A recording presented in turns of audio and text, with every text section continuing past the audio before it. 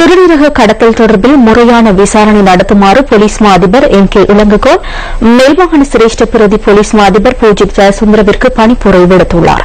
சுகாதார அமைச்சு இன்று போலீஸ் மா அதிபரிடம் விடுத்த வேண்டுகோளுக்கு அமையவே இந்த பணிப்புரை விடுக்கப்பட்டுள்ளது. சிறுநீரக கடத்தலுடன் இலங்கையின் 6 வைத்திய அதிகாரிகளுக்கு தொடர்புள்ளதாக இந்திய போலீசாரை மேற்கோள் காட்டி அந்த நாட்டு ஊடகங்கள் கடந்த வாரம் செய்தி வெளியிட்டிருந்தது. இந்த செய்திகளை தொடர்ந்து இலங்கை வைத்தியசாலைகளில் வெளிநாட்டவர்களுக்கான சிறுநீரக மாற்று அறுவை சிகிச்சைகள் தற்காலிகமாக இடைநிறுத்தப்பட்டதுடன் இந்த குற்றச்சாட்டு தொடர்பில் ஆராய்வதற்காக சுகாதார அமைச்சு ஆய்வர் அடங்கிய குழு ஒன்றையும் நியமித்துள்ளது. சிறுநீரகம் ஒன்றை பொருத்துவதற்கு முன்னதாக அந்த சிறுநீரகத்தை வழங்குபவரிடம் எழுத்து மூல அனுமதியை பெற்றுக் கொள்ள வேண்டும். அதேபோன்று அவரது உறவினர் ஒருவரிடம் அனுமதி பெறப்பட வேண்டும். அதேபோன்று சிறுநீரகத்தை விற்கவோ பணம் கொடுத்து வாங்கவோ தடை விதிக்கப்பட்டுள்ளது. சிறுநீரகத்தை தானமாக மாத்திரமே வழங்க முடியும். அத்தோடு தானமாக வழங்குபவரின் சுகாதாரத்திற்கு அல்லது உயிருக்கு இதனால் பாதிப்பு ஏற்படுமாக இருந்தாலும் அதனை செய்ய முடியாது. அதேபோன்று அனைத்து சிறுநீரக மாற்று அறுவை சிகிச்சைகளுக்கும் சுகாதார அமைச்சின் அனுமதியை பெற வேண்டும்.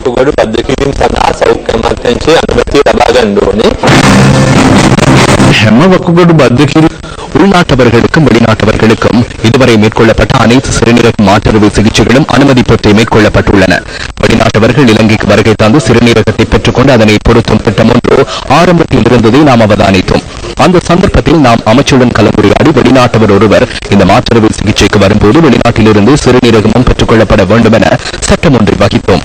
இலங்கையர்கள் வெளிநாட்டவர்களுக்கு சிறுநீரகங்களை வழங்க முடியாது என்ற தீர்மானத்துக்கு நாம் வந்தோம்.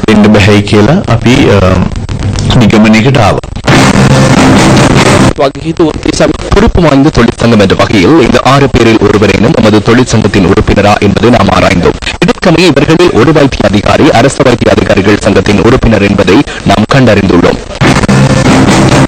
இந்த விசாரணைக்கு தேவைப்படும் காலம் தொடர்பில் உறுதியாக கூற முடியாது என இந்த குற்றச்சாட்டுகள் தொடர்பிலான விசாரணைக்காக நியமிக்கப்பட்டுள்ள ஐவர் அடங்கிய குழுவின் தலைவரும் பதில் சுகாதார பணிப்பாளர் நாயகமுமான டாக்டர் ஜெயசுந்தர பண்டார நியூஸ் ஃபர்ஸ்டுக்கு தெரிவித்தார். இன்று முதல் அந்த அறுவை சிகிச்சைகள் மேற்கொள்ளப்பட்ட தனியார் வைத்தியசாலைகளுக்கு சென்று அந்த வைத்தியசாலைகளில் தேவையான தகவல்களை பெற்று நாம் விசாரணைகளை முன்னெடுப்போம். எனினும் இந்த செயற்பாடுகள் ஆரம்பிக்கப்பட்டதன் பின்னரே எந்த அளவு காலத்தில் விசாரணைகளை நிறைவு செய்து அறிக்கை வெளியிட முடியும் என்ற விடயத்தை கூறலாம். குறைந்தபட்சம் 3 நாட்களில் நாம் இடைக்கால அறிக்கை ஒன்றை சமர்ப்பிக்க முயற்சிக்கிறோம். நான் குற்றப்புலனாய்வு திணைக்களத்தை தொடர்பு கொண்டேன். அவர்கள் தற்போது சர்வதேச போலீசாருடன் இணைந்து தகவல்களை திரட்டுகின்றனர். நமது வைத்திய அதிகாரிகள் சிலர் இந்த கடத்தலுடன் தொடர்புபட்டிருக்கலாம் என சந்தேகிக்கப்படுகிறது. சுகாதார அமைச்சு என்ற வகையில் நமக்கு சிறிய அளவு பொறுப்பை இந்த விடயத்தில் நிறைவேற்ற வேண்டியுள்ளது. குற்றப்புலனாய்வு திணைக்களத்திற்கு அதிக பொறுப்புள்ளது. இதற்கான இதன் பின்புலத்தை எதிர்காலத்தில் அறிய முடியும். அதுவரை நாம் வெளிநாட்டவர்களுக்கு சிறுநீரக அறுவை சிகிச்சை மேற்கொள்வதற்கு தற்காலிகமாக தடை விதித்துள்ளோம்.